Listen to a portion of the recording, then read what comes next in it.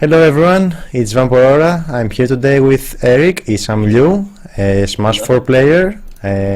Probably you know him as the best Pikachu player in Smash and Brawl. So we'll talk about everything in a few moments. So hello Eric, how are you doing today? I'm good. How are you doing? I'm good, thank you very much. So we had a very small introduction about you, but could you tell me a bit more about yourself? So obviously, Eric Liu. I'm from Miami, Florida, and I lived here all my life. I went to college in South Carolina in Clemson University. I graduated there with a degree in genetics, but after that, I decided to go full-time esports in Smash Brothers. I have been playing that since I was like 12 or 13, since the year 2005, back when Melee was the only one that, well, 64 existed, but it wasn't really that popular besides like the people like Super Boom Fan and Isaiah and some Japanese players. But other than that, it wasn't really a big scene. So I played some Melee. Then when Brawl came out, I transitioned more to Brawl. Then like halfway in Brawl's lifespan, I played both Brawl and Melee. And then when Smash 4 came out, I played Smash 4 and Melee, and then recently I have decided to kind of like nix the Melee and just be a Smash 4 player. And I was known as the best Pikachu in the world in Brawl, and I am still known as the best Pikachu in Smash 4. Although in Melee, gotta give it to Axe. But then again, I'm a Samus main in that game, so it's okay. Alright, so about Pikachu, is it actually that you played Pikachu when you were younger? I mean, Pokemon, or when you were younger, or just found out about Pikachu in Super Smash? So I did play Pokemon when I was younger, like first gen, like Red Blue, and then second gen, which was Gold Silver. But my favorite video game character was Samus, which so like my dad used to play like Super Metroid a lot when I was like really young, and so I just like fell in love with her as a character. And then when I found out she was in Smash, I played her. Like in 64, when I like first played like super casually, I played Samus and Pikachu, which is funny because it's like my main when I started playing seriously, and then my main now, which is actually kind of hilarious to me. But so Pikachu, I like him. I liked him in 64, and then I liked him enough in Melee, and so I kind of just transitioned to like I'm gonna try my characters in each game, and then in Brawl, Pikachu was really the only one I liked, and then be from Smash 4. You know, Brawl's physics are very similar to Smash 4's, so it just felt right. So that's pretty much how like that transition. Awesome. So about your nickname, does it have any special meaning or significance? How did you come up with it? Well, okay, so in Melee, when you make a tag, there's 4 slots, and that's like the amount that you can make. And so it was like I was 12 or 11 or whatever I was when I made it, and it was like E for Eric because it's my name, right? Yeah. And then Sam was for Samus because she was the character I played at the time, and then it's ESAM, which is really funny because like I don't play Samus that much anymore. But it's still gonna be that. Like my dad always jokes that I should change my name to like Pikachu, like Peak Eric Achu. And I'm just like, no, I'm not gonna do that. Please, no, don't do that to me. All right. So you told us a bit of how you picked up Super Smash Bros. But what do you like most about the game? Um, that's hard. Hmm. I like how free it is. Like in like I'm not a big FPS guy in general. I do like RTS to a certain degree, but after StarCraft 2 came out, I kind of like played it less. Like I definitely like Brood War significantly more, but I wasn't good at that game. Don't get me wrong. It's not like I was pro in that game, but I was like something that would be like, oh, I can totally sink my time into this.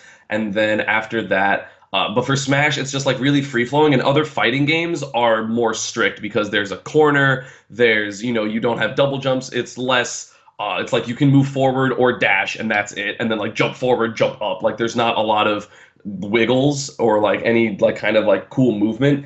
And so that's really what made me like Smash a lot, even from when I was playing it casually. Melee, obviously, which is the one I got like super serious in first, obviously has like the smoothest movement or like the most free movement because there's like the dash dancing and the wave dashing and all that. And so it's really nice to just be able to express yourself in the game, which from the other fighting games that I've played, it's kind of just like you have to do the best thing. And Smash isn't like that. You can kind of play the way you want for the most part. Obviously, there are some exceptions, but you can play the way you want, and that's what really makes it fun. And like the fact that it's just like, oh, this character just like fits me because of their tools. And I feel like when I played other fighting games, like yeah, there were some characters that fit me better or worse, but it was still like very boxed into what you're supposed to do and not really what you want to do. And that really like it makes them less fun for me.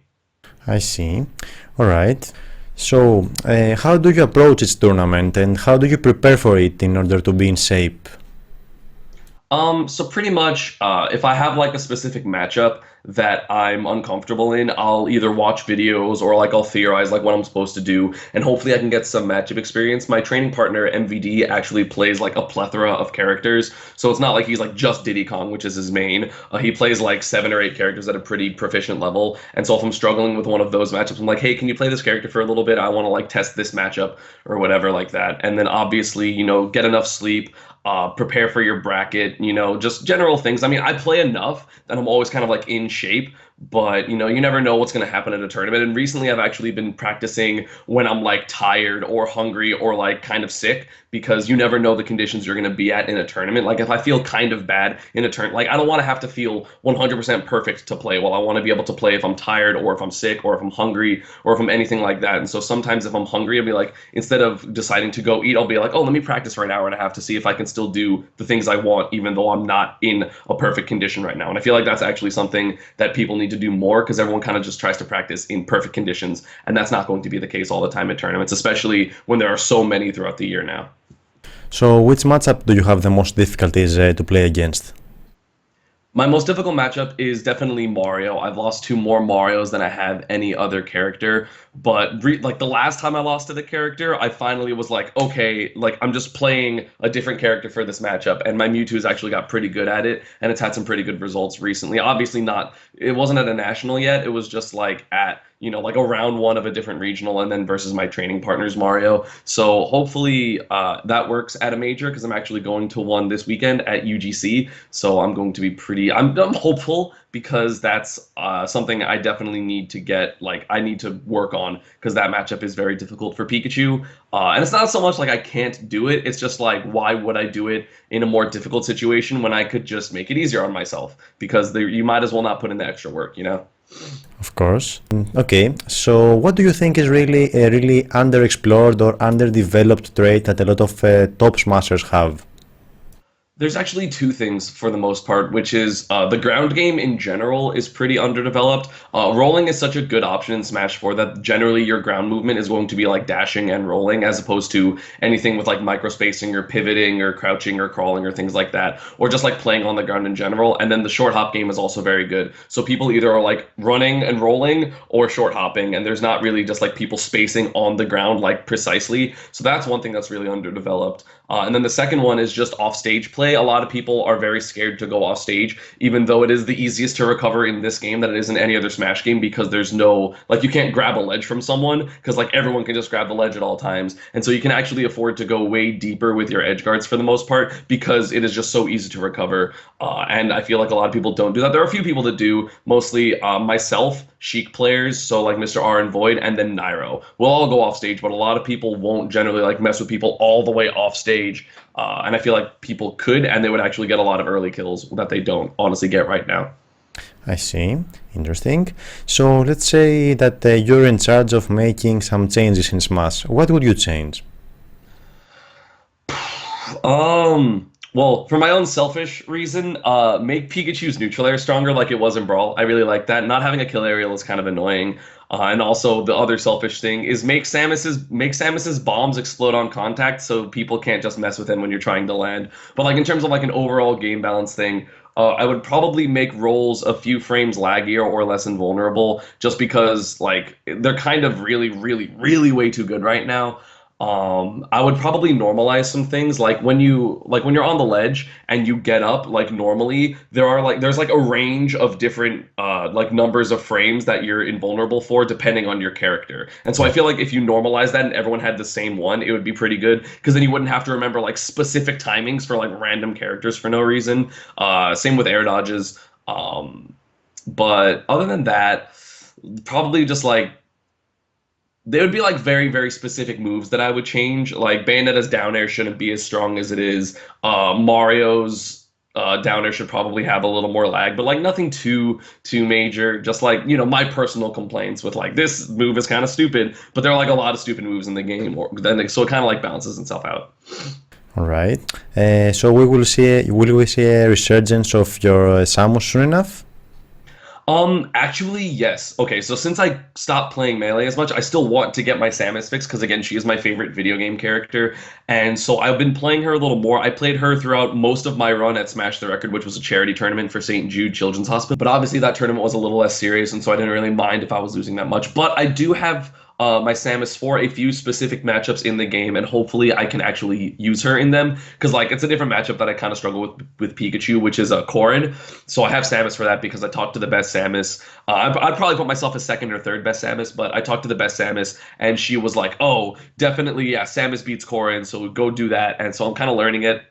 And that's going to be really cool because again, I love using her and it's just she's really fun and I like winning as her. It's probably the most satisfying because again, I love the character just so much. I would main her, but like I just released a tier list video and I put her probably at like 30th in the game out of 50 something. Granted, in Smash 4's balance, that's actually not that bad because like every character outside bottom like 2 is like actually pretty damn good. But it'd be nice to be able to use her more, but why would I do that when I could just use the top tier kind of, or like the character I think is really good type of thing? Yeah. Okay, so speaking of that, what are your goals for the game this year and maybe the first months of the upcoming year? So the Panda Global Rankings, which is based on like the Panda Global Stats team, is releasing a new top 50 players. I'm pretty sure, and by pretty sure I mean like 100% sure, that I'm going to go down on the list because I didn't really do super well this summer, and so hopefully I can just get back to like where I was. I was number 14 on this list. I'm assuming, like this is my guess, I'm not part of it at all, but my guess is I'm going to be around like 25 or something like 25 to 30 area. So I kind of want to get back to like 15 or higher. I know I can do it. I moved back home and I've been getting pretty good practice, so I've been doing a little better. But I just want to get like back to where I was. I want to be able to top 8. Not necessarily, I mean, I obviously want to be able to top 8 consistently or even win, but like I would like to be able to like make it to at least 9th place, like fairly consistently, 9th or 13th or something like that consistently, because right now there are so many good players. There are so many good players. So it's hard to be like, I'm going to top 8 every major, because like that's unrealistic unless you're like a top 5 player in the world. So I just hope that I can get back to where I was at least like the beginning of last year, which was kind of like, I'm going to get 9th and 13th and then occasionally top 8, or like only lose to like top 5 players. So like, I think that would be, that's an achievable goal, at least for the next like 3 or 4 months. And then maybe after that, I can start breaking my way into like top 10, top 8 of the world. Hopefully, again, it's really difficult, but I think I can do it. I really hope you do so. So do you have any advice or thoughts you'd like to share with your fans or other aspiring competitive players that want to be like you? The first piece of advice I would probably give is just to make sure you have fun. You know, like one, because obviously it's more fun when you have fun, which sounds kind of stupid, but like I know when I play against people and they're not having fun when they're playing against me, it makes me want to play against them less, because it's like I don't gain anything from playing with you because either you're upset because I'm winning or you're winning and like you're like rubbing it in my face, because that's kind of like what happens when people are like that. So it's not exactly fun to play against you, and so you're going to like cut yourself off from opportunities you could have if you're not just as happy or as fun just playing the game. Like you should enjoy the game first and foremost. If the game is first priority to you, a job, like it's not gonna be enjoyable for you. Like it is my job, right? It is literally what I do. That is how I make money. It is how I live. But I still consider it as fun or a game first, and then my job second. And I feel like that's really important. So, you know, you have to make sure you don't, like, you can take it super seriously, but don't take it seriously to the point where you drain the fun out of it, because the game, it's a video game. It's super fun. It's meant to be fun, even if you take it as seriously as you want. Second would probably be to just, if you're feeling like you're lost, you don't have to just pull through just by like keep playing. You can take a break. Breaks are actually really helpful for mental fatigue and mental stamina. And also you'll somehow break your own habits because you're not actively playing and you're not reinforcing your bad habits. And so you'll come back to the game and be like, oh, why didn't I do this? Or why did I keep doing this? I don't really understand why I did that anymore. And so that's a really good piece of advice. You can take breaks. Breaks are totally fine. You know, Zero, the best player in the world, took a break for 3 months. And yeah, his results dipped a little bit when he came back, but now he's been like winning everything again. And so it's definitely okay to take a break. And those are probably my 2 biggest ones. But, you know, just find a character you like. You don't necessarily have to play top tier, at least in Smash 4. Because there are plenty of characters that are good at this game. But again, if you don't play a top tier, you're probably going to run into a few disadvantageous matchups. So you might have to play 2 or 3 characters if you don't want to play the top tier. but there are definitely a lot of options you can pick, and so please don't feel like you have to be like pigeonholed into like 4 characters. Like this isn't Melee, this isn't Brawl. Like you can play the character you want for the most part and still get decent results. So again, just be yourself in the game, like play the way you want to play and play the character you want. And then at that point, if it doesn't give you the results you want, you know, it's either you or your character. So either you get better or you pick a better character at the end of all things. And so those are pretty much your options. So make sure like you can just do what you want and then figure out like just essentially troubleshoot like what's wrong and why you're not placing as well later. Like, are you not taking the game as seriously as you want? Are you not putting enough time in? Are you not labbing enough? Are you bad at like this matchup that's really common? Or maybe is it just like, okay, I need to pick up another character because this matchup is just too difficult for me. You know, I did it with Mario and I think Pikachu is a really, really good character. It's like, okay, I'm playing Mewtwo now, like for sure for this matchup. And so that's totally okay. And it's, you know, top players have done it for forever. And so don't feel bad for picking up another character. Like it's completely normal if you want to like get good or place really well. So. Of course, and I think the most important point is that you should have fun, because when we try to be too much competitive, we miss the fun part, which is all about the game. All right, so about the recent juiceoverdrama hashtag, how did that appear? What was the motivation behind it? So essentially, juiceoverdrama. So like in the Smash community, there is a lot of drama, whether it's like actual like, oh crap, this is important drama, or like just kind of pointless people are bickering at each other, but then everyone's just like, oh my god, look at this. And so the juiceoverdrama was just kind of a joke between me and a few friends that I have on a Discord server, because like one day we were just like, yo, I love juice, and I was talking about apple juice, and they were talking about orange juice, and they were talking about like cran apple juice, and I was like, you know what? Juiceoverdrama, and we just started repeating it, and so then I started hashtagging it, and it's just really funny because there was like one particular drama that was like, it was kind of serious, but it was like filling up my entire feed, and everyone was like getting really angry at everyone, and I'm just like, guys, juiceoverdrama. And so I tweeted a picture of me drinking apple juice, and then people started tweeting hashtags at me. I mean, it's not like a thing anymore, unfortunately. I might bring it back though the next time there is another spicy thing of drama. But so it's just like, it was just kind of silly in a way to like kind of like diffuse the situation, because it was kind of like the information was already there. Everyone's not like, nothing's happening by just like everyone yelling at each other. Like, you know, just either you agree with this person or you agree with that person. So like, don't like yell at everyone for it. So just hashtag juiceoverdrama.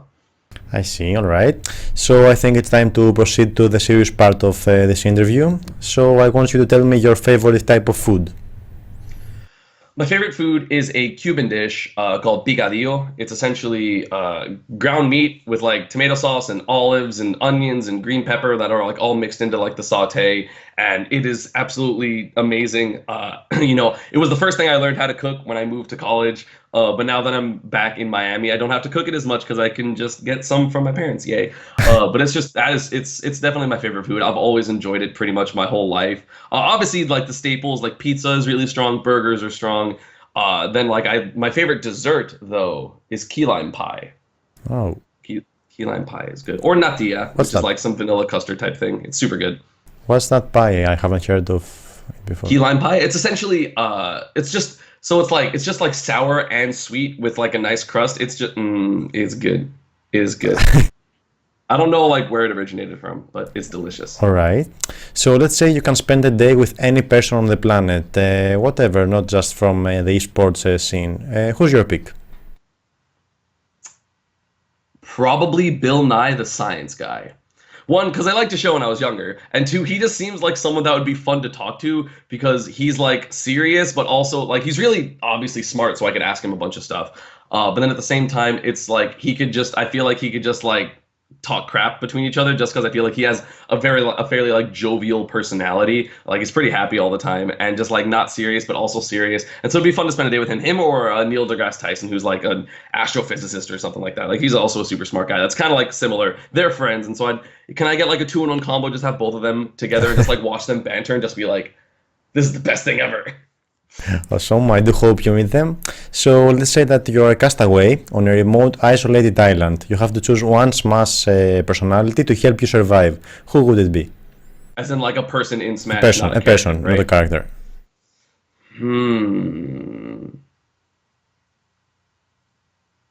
Probably Ken, because Ken, he's a melee pro, or like was a melee pro. Now he plays still, but like he's not quite at the upper echelon like he used to be. He was on Survivor and he actually made it to like top 3 or something like that. Oh. And so he'd probably be good to have on the desert island just to like be able to make stuff because he already did it. And Of course. yeah, that's a good option probably. Sounds reasonable, of course. Okay. I think we can wrap it up. Do you have any final shout outs?